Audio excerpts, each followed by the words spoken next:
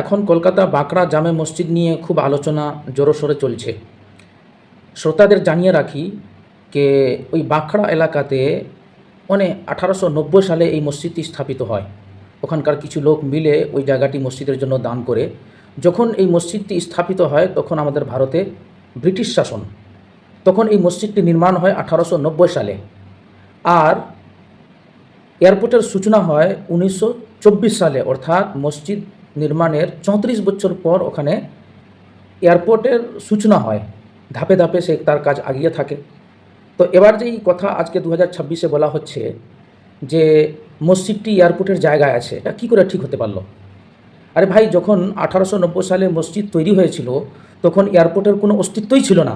Airport তো তৈরি হয়েছে 34 বছর পর। তো 34 বছর পর যেটার সূচনা হয়েছে, যেটা ধাপে ধাপে কাজ আগিয়েছে, তো সেটা কি করে বলা গেল কি মসজিদটি এয়ারপোর্টের মধ্যে আছে?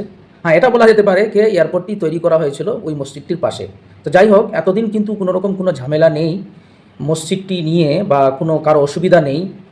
একটা ভিডিও দেখলাম যে ওখানকার মহিলা, হয়তো ওখানে হিন্দু মহিলা, সেই এরকম মন্তব্য পেশ করেছেন সোশ্যাল মিডিয়াতে যে আমরা ছোটো থেকে আসা যাওয়া করেছি, আর এখন পর্যন্ত দেখছি ওখানে মসজিদ নিয়ে কোনো বিমানবন্দরের পরিষেবায় কোনো রকম ডিস্টার্ব নেই।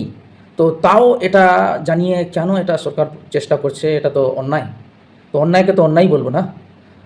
আর আজকের কিছু ভাইরা যারা কিছু জানে না, হ্যাঁ, শুধু মাথা গরম নিয়ে উল্টোপাল্টা কথা বলছে, এটা কিন্তু ঠিক না। কথাটা মনে রাখবেন, শ্রোতাদের উদ্দেশ্যে জানিয়ে রাখি যে মসজিদটি স্থাপিত হয়েছিল 1890 সালে। 34 বছর পর এয়ারপোর্টের সূচনা হয় ওই পাশে, ওখানে 1924 সালে।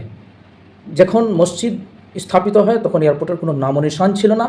তো এটা কী করে বলা যেতে পারে যে মসজিদটি এয়ারপোর্টের মধ্যে আছে? কোনো মতোই না।